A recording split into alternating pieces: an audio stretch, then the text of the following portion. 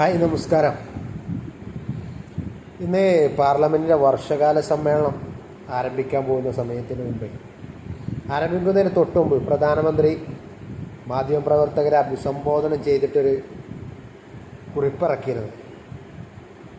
രാജ്യത്തെ യുവാക്കളെ രാജ്യത്തിന് അഭിമാനമാണ്, അവർ രാജ്യത്തിൻ്റെ യശസ് ഉയർത്തിയിരിക്കുന്നു, രാജ്യത്തിൻ്റെ എന്താ പറയുക, രാജ്യത്തെ ഉന്നതയിലേക്ക് എത്തിച്ചിരിക്കുന്നൊരു കുറിപ്പിറക്കിയായിരുന്നു.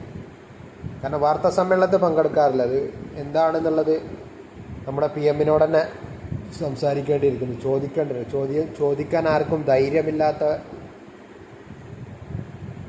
ഒരു നാടായി ഇന്ത്യ മാറിയിരിക്കുന്നു എന്നുള്ളതാണ്. അപ്പോൾ എന്താണ് രാജ്യത്തെ യുവാക്കളെ പ്രശംസിക്കാനും അവരെ അഭിനന്ദിക്കാനുള്ള സാഹചര്യം എന്നറിയാമോ? അത് ശ്രീഹരിക്കോട്ടയിൽ നിന്ന് കഴിഞ്ഞ ദിവസം, അതായത് സ്വകാര്യമായിട്ടുള്ളൊരു ബഹിരാകാശ വാഹനം നിർമ്മിച്ച് അത് വിക്ഷേപണം ചെയ്തു. അതിനെയാണ് അഭിനന്ദിച്ച്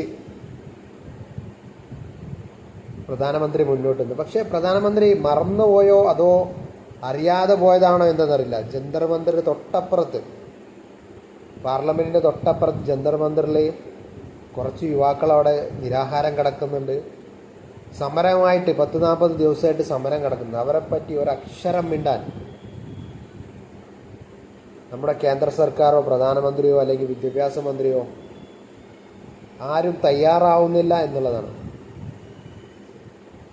ഇന്നവിടെ യുവാക്കളെ അഭിനന്ദിക്കുമ്പോൾ ആ സർക്കാരിൻ്റെ പോലീസ് തന്നെ അതേ യുവാക്കളെ, അതേ പ്രായമുള്ള, അതിലും പ്രായം കുറഞ്ഞ യുവാക്കളെ അല്ലെങ്കിൽ വിദ്യാർത്ഥികളെ ലാത്തിക്ക് തലങ്ങും വിലങ്ങിട്ട് അടിക്കുന്ന കാഴ്ച നമുക്കൊക്കെ സങ്കടം തോന്നുന്ന കാര്യങ്ങളാണ്. കാരണം നമ്മുടെ വിദ്യാഭ്യാസ രംഗം പറ്റേ അഴിമതിയിൽ കുളിച്ചിടക്കണം. അതായത് ഈ 3 വർഷത്തിൽ 8 പരീക്ഷകളാണ് ചോർച്ചയും കാര്യങ്ങളും സംഭവിച്ച് തകരാറിലായിരിക്കുന്നത്.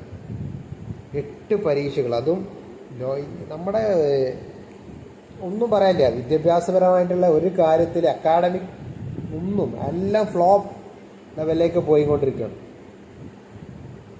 നാളെയുടെ വാഗ്ദാനങ്ങൾ ഇനി പഠിച്ചു വരുന്നവർ എന്ത് ചെയ്യുമെന്നുള്ളൊരു വിഷമം കാര്യങ്ങളൊക്കെ ഉണ്ടാവും. പക്ഷെ ഇതിനെന്തെങ്കിലും ചെയ്യാൻ ആർക്കെങ്കിലും കഴിയണമെന്നുണ്ടെങ്കിൽ അത് ഒന്നും, അവർ ഈ കാര്യങ്ങൾ മാത്രമേ പറയുന്നുള്ളൂ. ആ വിദ്യാഭ്യാസ മന്ത്രി രാജിവെക്കണം എന്ന് പറഞ്ഞിട്ട് സമാധാനപരമായിട്ട് നടത്തിയിരുന്നൊരു പ്രതിഷേധ പ്രകടനം, അതിനെ തടയിടാൻ വേണ്ടിയിട്ട് മെട്രോ തടഞ്ഞു വെച്ച്, മെട്രോയിൽ കൂടെ ആളെ കടത്തി വിടില്ല എന്ന് പറഞ്ഞിട്ടുള്ള വിഷ്വൽസ് വരുന്നുണ്ട്. അവർ പോകാൻ ഉദ്ദേശിക്കുന്നൊരു ലോറിയൊക്കെ ഉണ്ടായിരുന്നു, അതൊക്കെ അടിച്ച് പൊളിച്ച് ഇതിപ്പോൾ ഒരു വിഷ്വലൊക്കെ കാണുന്നുണ്ട്. ഒരു ചെറിയ കുട്ടിയുടെ ഡ്രസ്സ്, പെൺകുട്ടിയുടെ ഡ്രസ്സ് കീറി അവരെ നെഞ്ഞത്ത് ചൂട്ടുന്ന പോലീസുകാർ. എവിടേക്കാണ്, എന്താണ് നിങ്ങൾ കാണിച്ചത്? ഇതിനു മുമ്പേ ഇപ്പോൾ ഞാനിതിൻ്റെ ഈ കാര്യങ്ങളിങ്ങനെ കേട്ടുകൊണ്ടിരിക്കുന്ന സമയത്ത് അഭിലാഷ് നടത്തുന്ന ഒരു പ്രോഗ്രാം ഉണ്ടല്ലോ, അതിലൊരു BJP-കാരൻ പറയുന്നുണ്ട്, അതിലിരുന്നിട്ട് അവിടെ അള്ളാന്ന് വിളിച്ചെന്നോ അല്ലെങ്കിൽ മറ്റേ ജയ് ശ്രീറാം വിളിച്ചെന്നോ ജയ് ഭീമെന്നോ എന്തൊക്കെയോ വിളിച്ചു എന്ന് പറഞ്ഞിട്ട് അത് മതവൽക്കരിക്കുന്നൊരു സ്വഭാവം. അതിൽ പങ്കെടുത്തവരിൽ BJP-കാരുണ്ട് എന്നുള്ളതാണ്. ഹിന്ദുക്കളുണ്ട്, മുസ്ലിങ്ങളുണ്ട്, ക്രിസ്ത്യനുണ്ട്, ജൈനമതമുണ്ട്, മതമുള്ളവരുണ്ട്, മതമില്ലാത്തവരുണ്ട്, എല്ലാവരും പങ്കെടുത്തത്. അതൊരു ആരോ എന്തോ വിളിച്ചതിൻ്റെ പേരിൽ അതൊരു അതായത് തീവ്രവാദപരമായിട്ടുള്ളൊരു ലെവലാക്കി അങ്ങോട്ട് ചിത്രീകരിച്ചിട്ട അവസ്ഥ. ചോദിക്കുന്നവരെ അടിച്ചമർത്തുന്ന രാഷ്ട്രീയം എന്ന് പറഞ്ഞില്ല നമ്മളെ പൃഥ്വിരാജിൻ്റെ ജനഗണനയിൽ. ചോദിക്കുക തന്നെ ചെയ്യുമെന്ന് പറയുന്നിടത്ത് ഈ ചോദിക്കപ്പെടുന്നവർക്ക് നാളെ എന്താകും അവസ്ഥ എന്നുള്ളത് കണ്ടറിയേണ്ടിയിരിക്കുന്നു. എന്തായാലും CJP പാർട്ടി എന്ന് പറയേണ്ട മൂവ്മെൻറ്റിന് എല്ലാവിധ പിന്തുണയും, ഒന്നും പറയാനില്ല. നിങ്ങൾക്ക് എല്ലാവിധ സപ്പോർട്ടും. ഓക്കെ.